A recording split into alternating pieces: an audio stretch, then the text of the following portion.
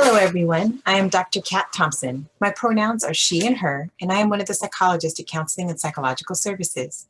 I am the liaison to the campus community centers, the Women's Center, the Cross-Cultural Center, the Lesbian, Gay, Bisexual, Transgender Resource Center, and the Black Resource Center.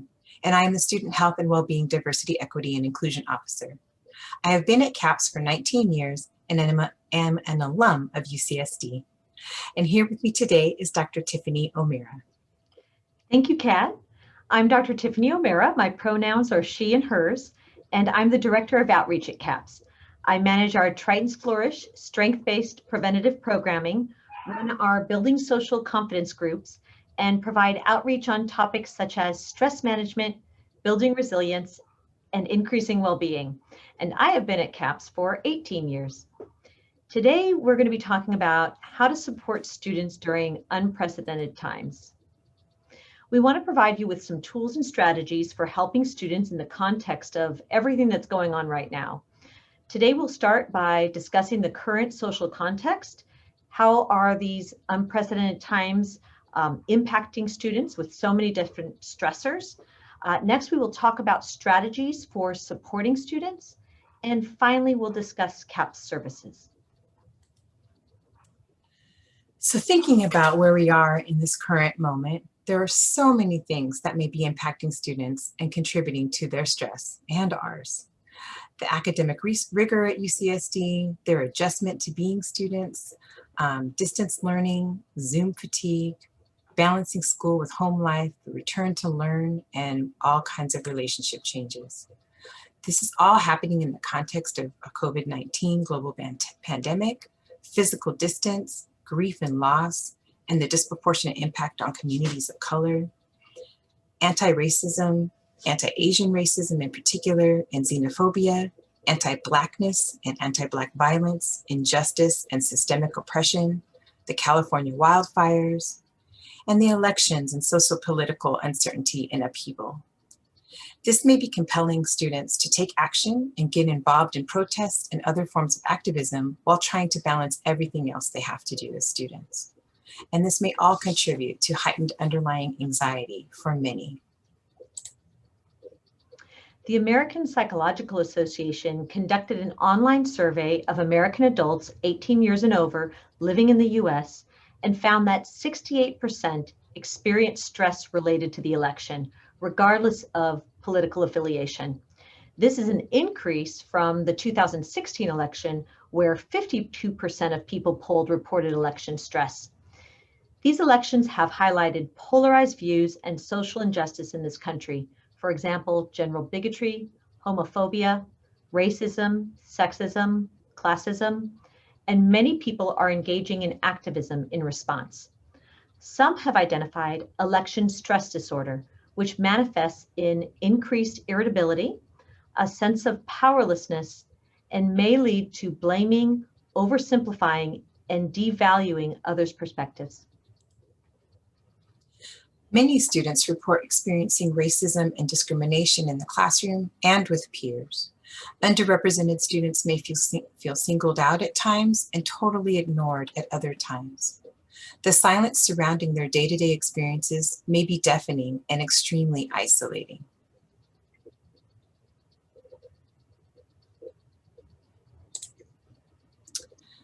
Many different groups have been targeted in this political climate, and there may be increased uncertainty and fear and stress for these folks, and feelings of concern and helplessness for other folks. Some have described an impending sense of doom while dealing with everything else going on in their lives with the pandemic, housing insecurity, food insecurity, finances, helping to support families, uncertainty about the future, and so on. Every day there's something happening that feels like a constant, unrelenting, triggering situation. Students may be experiencing anger, sadness, anxiety, helplessness, or hopelessness. The COVID-19 pandemic has looming negative impacts on mental health of undergraduate and graduate students at research universities, according to the Student Experience in the Research University Consortium survey of over 30,000 undergraduate students and over 15,000 graduate and professional students conducted in May through July of 2020 at 9 public research universities. It's important to note that COVID-19 isn't happening in a vacuum. The timing of this is coinciding with heightened awareness of anti-Blackness, social injustice, and political upheaval. 35% of undergraduates screened positive for major depressive disorder, while 39% of undergraduate screened positive for generalized anxiety disorder. 32% of graduate and professional students screened positive for major depressive disorder, and 39% screened positive for generalized anxiety disorder. Furthermore, the pandemic has led to increases in students' mental health disorders compared to previous years. In fact, the prevalence of major depressive disorder among graduate and professional students is 2 times higher in 2020 compared to 2019. And the prevalence of generalized anxiety disorder is 1.5 times higher than in 2019.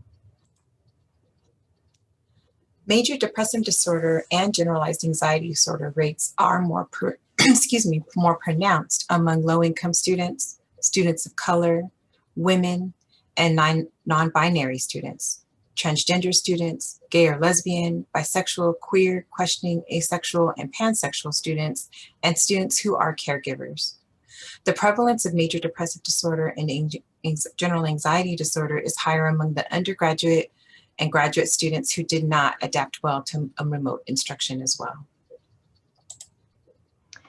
This brings us to an approach that we've broken down into 4 steps that are easy to implement. These steps may seem like common sense, but we find that in the heat of the moment, when we are faced with high emotion, it can be easy to jump into problem solving. Just because a student has tears or expresses anger, you don't need to jump straight to refer the student to CAPS.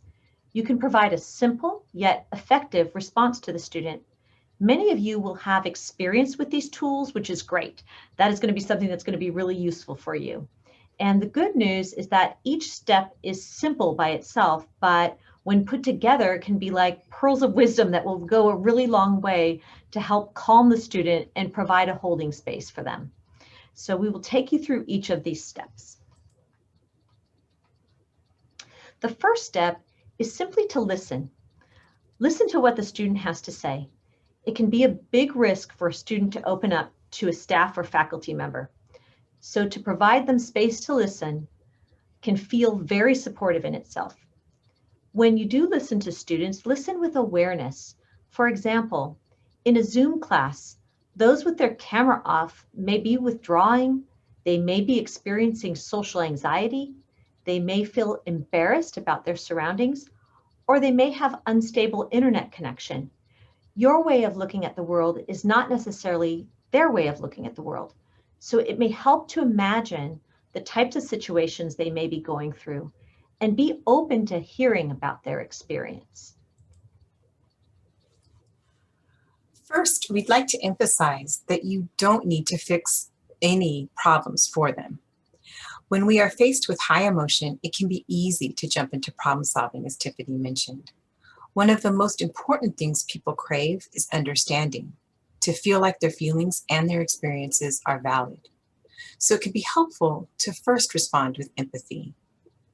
You can provide simple yet effective responses to the student.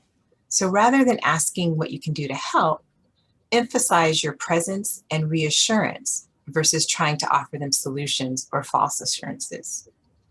It's understandable that you're having a hard time focusing and completing assignments. I am here with you. Anytime you want to talk about the challenges you are having, you are welcome to talk to me during office hours. Reflect what they are feeling. It sounds like it's very frustrating for you.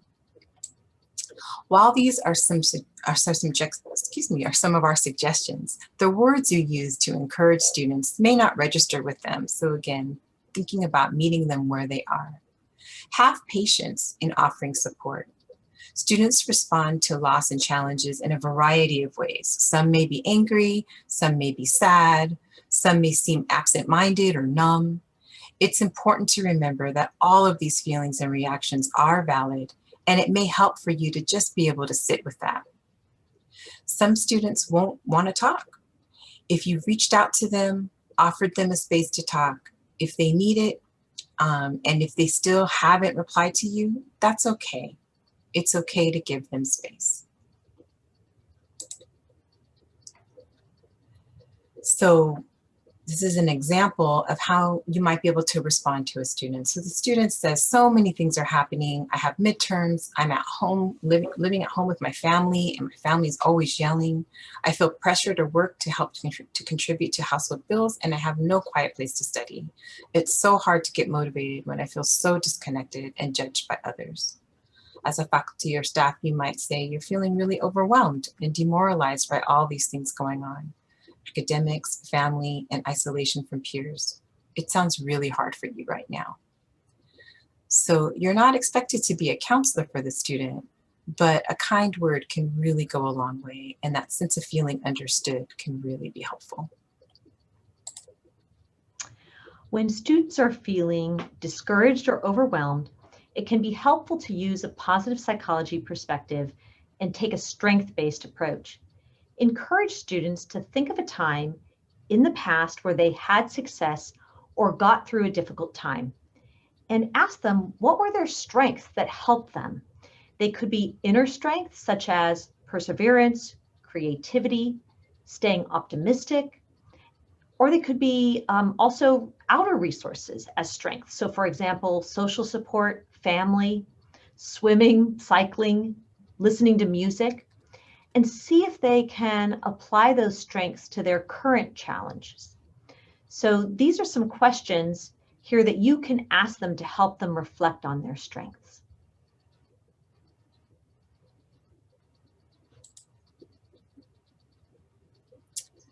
Some additional recommendations, kind of thinking about students being in class in particular, I think it's important to acknowledge our current social context. So it might be important to make space in class to talk about these things, or again, if there's not time for that, just simply taking a moment to acknowledge what's happening in the world around us can be very validating for students. I've had students tell me that, right after the murder of George Floyd, professors sort of took a pause and did a moment of silence, or actually 8 minutes of silence, to again acknowledge what was going on.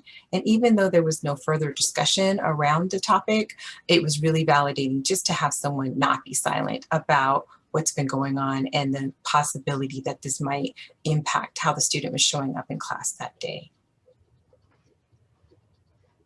Encourage social connection, maybe again spend time breaking up the lecture into other areas where folks can have a chance to connect with each other in breakout rooms for ongoing conversation. Being flexible and adjusting our expectations during this time is really important. Encouraging self-compassion for students. And again, so acknowledging there's so much going on. We're in unprecedented times. It makes sense if you don't feel like you're 100% at this time. And I understand that. We still do have things we need to do when it comes to doing classwork. At the same time, if we can be flexible with what those expectations are, maybe flexing deadlines or other kinds of accommodations that we can give, that could be really, really important. Support social justice endeavors, again, with the knowledge that students may be sort of getting activated around some of these issues and maybe spending some of their time doing that. I think supporting that and acknowledging that, again, there's a lot going on outside the classroom that could be important, and help them to channel political passions as well. Another idea is to acknowledge your own kind of troubles and or process when it comes to adjusting to what's going on, to the online platform, all kinds of issues that are happening, like we mentioned earlier. So if you can bring up some of your own discomfort, that could be really normalizing for the student and may help to reduce some of their anxiety. Suddenly, you may be seeming a bit more approachable and accessible to them, and that might be easing the way for them as well. Keep in mind that Counseling and Psychological Services is here to help. We are comprised of a culturally diverse, multidisciplinary team. We are fully operational and primarily offering our services remotely for the fall 2020 quarter. please see our website for additional information about our services, including individual, couples, and group counseling. We offer CAPS services in various languages, including Cantonese, English, Farsi, French, Hebrew, Mandarin, and Spanish. When referring a student, you may say something like, "I'm concerned about you. I want you to get help and get connected to support." For mental health concerns, you would typically refer the students to CAPS. However, if a student presents with both emotional and physical concerns, you may want to refer both to student health services and to CAPS. Due to concerns about stigma, some students may feel more comfortable first going to student health services to address the physical needs first.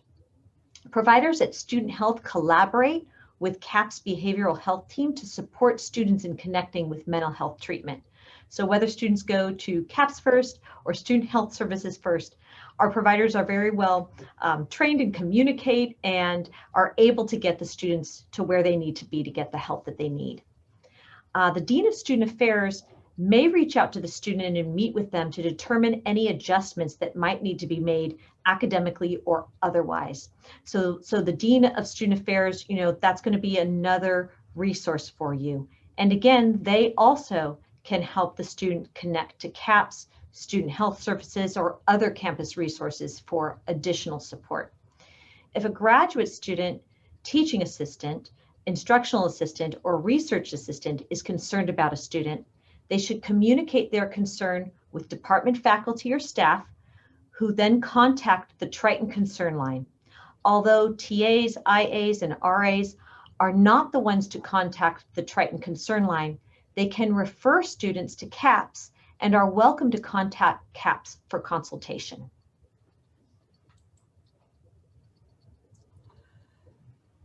It's important to be aware that we do provide our formal services with individual, group, and couples counseling, but we also have a lot of offerings that are able to be accessed without having to make an appointment at CAPS. So for example, we are having our CAPS community forums.